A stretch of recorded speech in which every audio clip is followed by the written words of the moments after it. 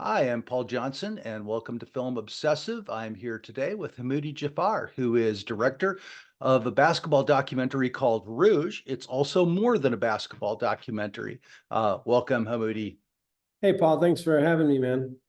So glad you could be here. Can we begin with a wide shot, if you will? I'm going to ask you to talk a little bit first just about where this film is set and the area of River Rouge. Yeah. So River Rouge is just south of the city of Detroit, actually borders the city of Detroit. It's the first city that opens into what's called the Downriver area of Southeast Michigan, which is these communities that are aligned along the Detroit River. And it's a lot of lower to middle class industrial towns that most citizens worked in the steel factories or the auto manufacturing industry here in Detroit. So that's where River Rouge is. It's just south of the city of Detroit. And that's an area where you grew up as well? Yeah, so I grew up in the Downriver area. I grew up like probably 4 or 5 miles from River Rouge, and I grew up in the '90s. My dad's an immigrant. He's a Lebanese immigrant. He worked at Ford Motor Company, and he settled in this Downriver community, and that's where I was born and raised. And when I was growing up in the '90s, basketball was really it was really a gateway for me as a young person. It taught me a lot of different cultural and societal traits, I would say, as I was developing, and helped me gain, a lot of basic fundamental things in my day-to-day life, like friendships and learning how to compete and discipline. And so when I was growing up, the River Rouge High School, in the mid to late '90s was like the best high school basketball program around. And if you grew up in this area, like basketball, if you're a basketball fan or a basketball head, like obviously if you're from the Detroit area, like the Detroit Pistons and the Bad Boys of the late '80s was of course had a huge cultural impact on us in this area. The Fab Five at the University of Michigan was also an extension of that. And then for me as a young person, it was like River Rouge High School. It was the River Rouge Panthers, and they were to me an extension of like University of Michigan's Fab Five. They were the first high school to get a sneaker deal. They were sponsored by Adidas, and they were on television twice a week. They had a beat writer that only covered them. That was his only job, was to cover River Rouge High School basketball. So yeah, I grew up in awe of like the program, and Brent Darby Sr., who was their best player, was like somebody I really looked up to as a kid. And that's kind of how, the story came about and the documentary came about.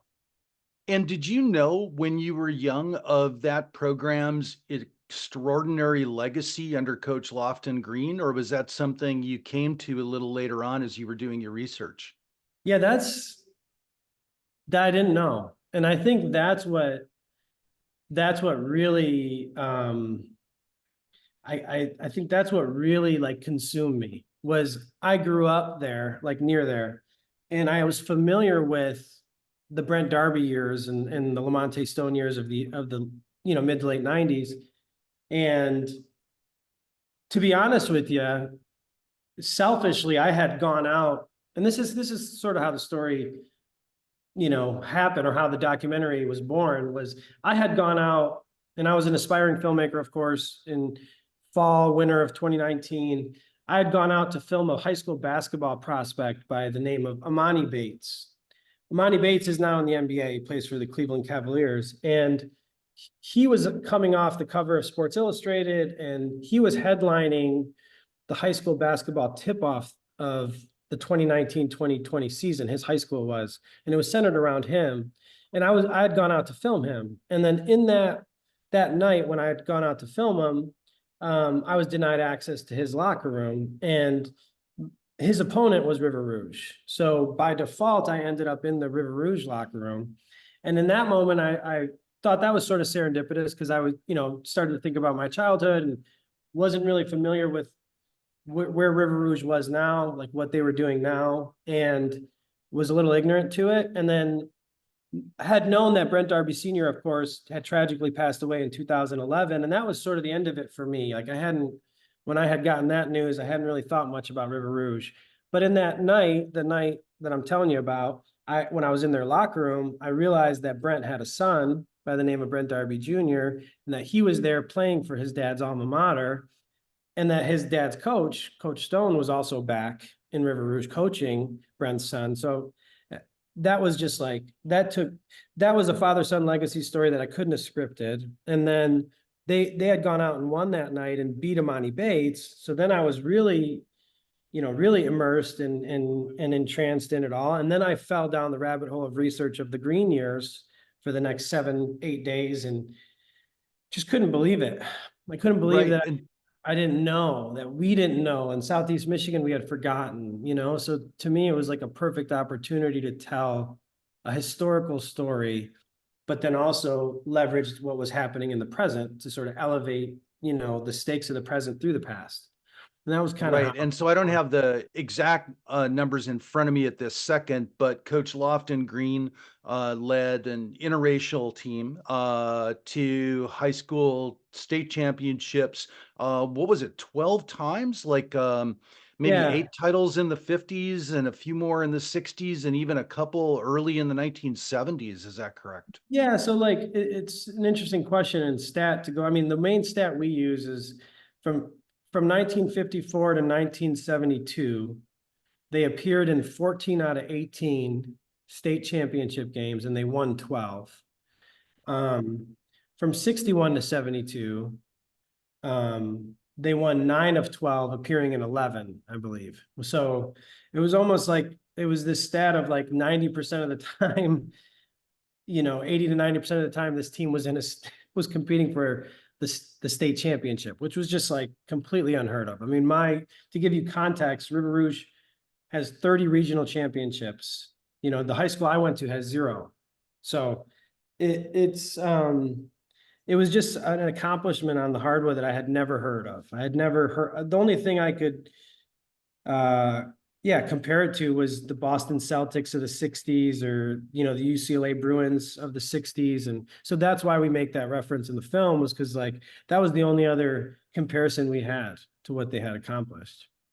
And his was a pretty remarkable story. And I'm just thinking, as a documentarian, then you've got, two real challenges in front of you. And I'd like to get your thoughts on both. One is researching the past, trying to find some, footage of a sport that was only very rarely televised and trying to bring to life that era. And then after that, we can talk a little bit about your filming in the near present as well. Yeah, so the unique thing about River Rouge in general is just how interconnected the community is through the basketball program. And there's a line in the film where, Paul Green, who's the late Lofton Green's son, says like, it didn't matter if, and I'm kind of paraphrasing here, but he mentioned something along the lines of, it didn't matter if you were, a graduate of the '50s, or if you went to school with Lamonte in the '80s, or if you're here now, like everybody knows each other.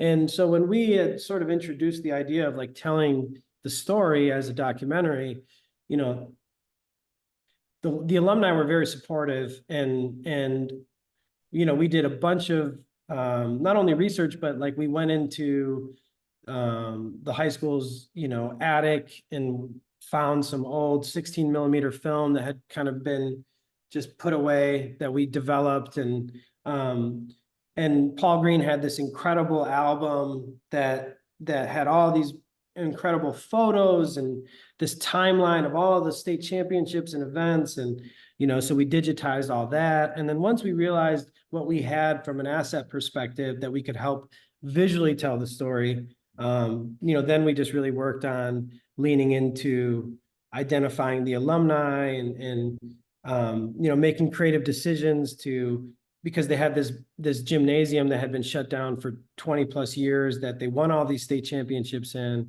and nobody had been in the building in decades.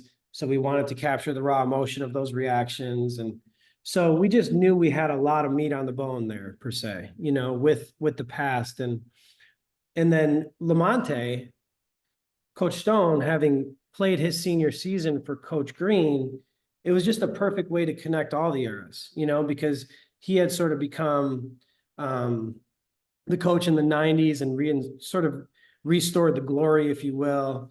And he had gone on to coach in college and was coaching in college for 15 plus years. So him coming back was just too special to not want to document. And then him having played for Coach Green, it just was perfect. It was like this former student athlete who became the coach and now is back coaching, really connected it all for us. So that was why we made the decision of like tying in the past and the past to the present, because as we documented the season, we felt like as audiences really learned about the history, that they would only root more for what was unfolding in the present.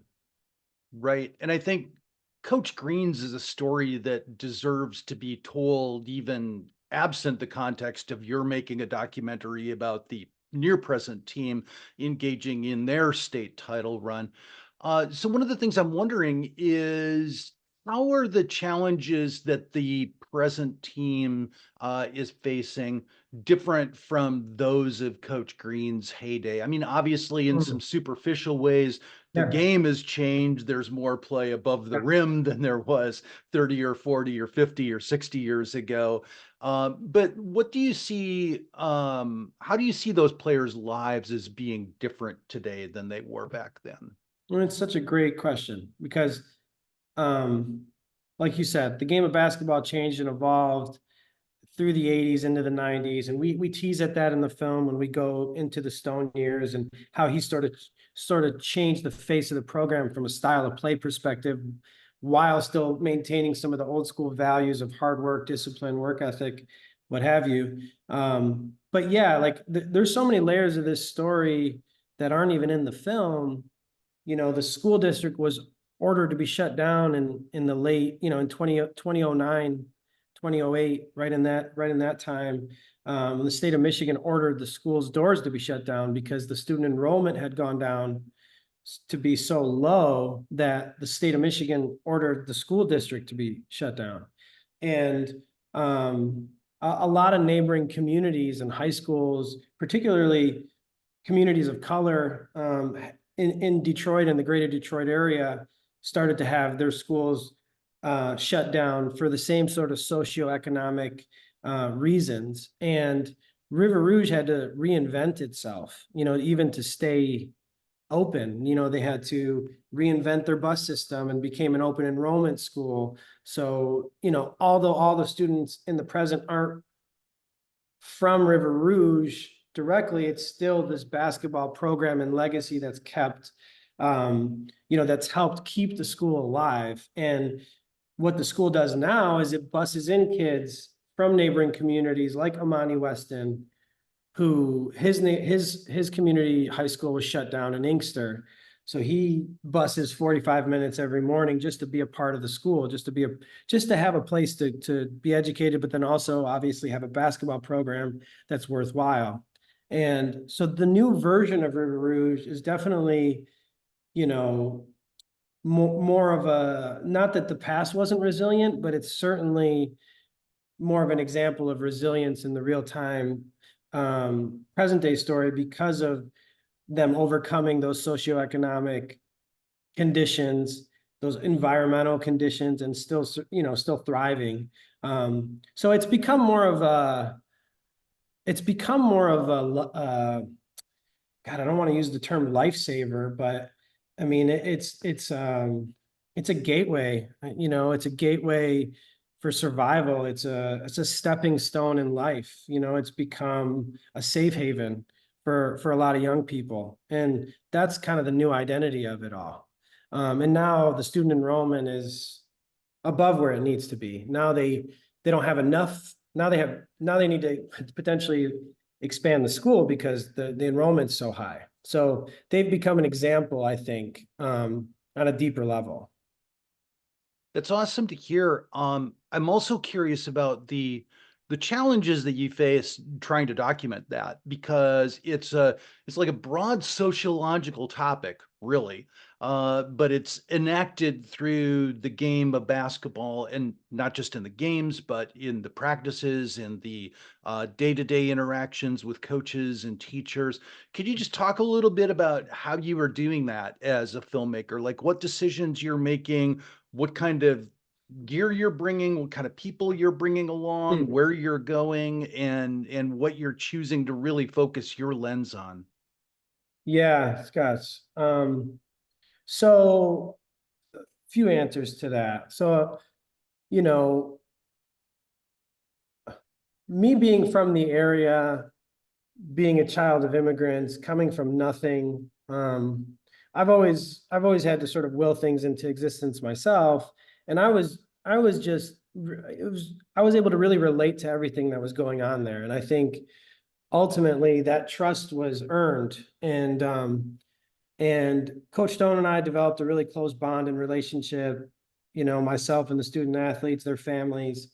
Um, and once I really realized, how good that trust was and how strong it was, and, being a local person trying to tell a local story, I think goes a long way. And so once I realized the access was going to be super intimate and I was able to earn that, that's when I really made a decision of like, well, I don't want to shoot this as just a regular documentary.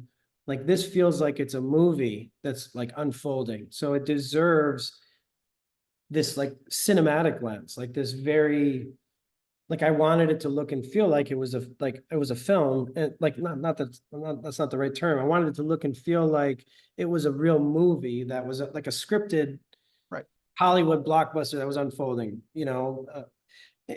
from a visual lens. And I felt like they deserved that. And so creatively we made those decisions. And in Detroit, there is a filmmaking community, and it's really driven by the commercial space, like television commercials for like the auto industry, like Ford, General Motors, Chrysler. But the ad agencies here help provide a lot of the local filmmakers work, not necessarily myself, but just some of my collaborators. And because of that, there's access to certain levels of equipment and gear. And the cinematographers on the film, Tommy Daguano and Richie Trimble, were both really in love with the story. We're open and willing to work on a deferral. We're open and willing to bring an Arri Alexa Mini to two of them to the production team. And, we got some anamorphic lenses, and we really wanted it to feel larger than life. And we wanted to capture it from a place of intimacy that maybe those gear choices or equipment choices from a documentary perspective aren't usually traditionally used, because these rigs can look and feel sort of intimidating, and they're very visual. But once we built that trust and camaraderie and we immersed ourselves, it was like they weren't even there anymore, and it allowed us to, I think, capture something really unique, both from a creative technical perspective and then also just from like a human perspective. It takes a lot of work, and it takes a little bit of gear to make something look invisible, right? Which is Yeah. ultimately the goal that you're looking for. Like you are just a person in the crowd or another member of the team on the bench watching the action unfold, or as if you're almost in the midst of it during the games themselves. And they're exciting, but they don't look like broadcast television, for instance. There's no big wide shots. There's no on-screen graphics really, except for just brief indications of the score. It's Yeah. very much more of a veritarian approach where Yep. you're trying to feel the event and see the event as it's unfolding. Yeah, and I wanted audiences to feel like they could get an experience of what it was like to be a Rouge Panther themselves. And the reason why we didn't do these just like big wide shots and letting the action sort of unfold like you would see on a broadcast television basketball game was, basketball is such a beautiful game when it's played the right way and when it's executed the right way. And there are a lot of these like sort of like subplot elements that we were teasing with, 4 to 5 passes. And, River Rouge historically was never about one guy. It was always about 5 guys. And so we wanted to shoot in slow motion to let some of those moments unfold more, I don't know, beautifully is the right word. Like we always compared it to like when basketball is executed the right way, it can feel like the ballet, where it's everything is just in sync and there's harmony. And so those were some of the creative choices we made, from a filmmaking perspective, because you don't usually see basketball shot that way. So we wanted to kind of go against the grain there, and capture it in that manner. And it's at the end of the day, it's a human interest story. So it's like these stakeholders and these characters are driving the story. Like the basketball side of it is very complementary in a sense, not to take, obviously it's a basketball movie and story, but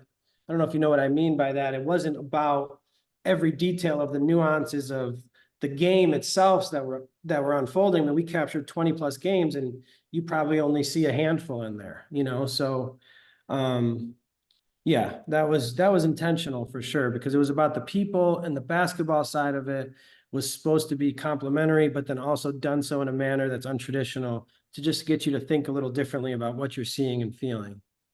What's next on the docket for it? It's been at Cleveland Film Festival. It's been at Hot Docs, one Yeah. in Michigan as well. Yeah, we had our Michigan premiere. It was like our kind of our local homecoming premiere, which was at the Freep Film Festival. Um, and then we had our world premiere at the Cleveland International Film Festival. We actually won the Local Heroes Award there for that. And then we had our international premiere at Hot Docs in Toronto. To be honest with you, we're actually still waiting to, like, we were just invited to Windsor International Film Festival in September. We were invited to the um, gosh, we're getting a few invitations now. We're trying to figure out which ones we should screen, because there's all kinds of logistical things to consider with schedule and calendar and just premiere status and whatnot. But there's like 3 or 4 more in Canada that we've been invited to. And then, we're still trying to figure out where our US premiere is going to be. So we haven't actually decided where our US premiere is going to be. We're hoping to, get on the radar of like streamers and different whether it's an agency or whatever it needs to be. I mean, look, I'm an independent filmmaker from this area. This is my first feature film, so a lot of this is unknown for me. So I don't really know what's going to happen next. I'm hopeful that we'll get it out to the world, but outside of a handful of film festivals that we've been invited to, we are still very open-ended and we really don't know.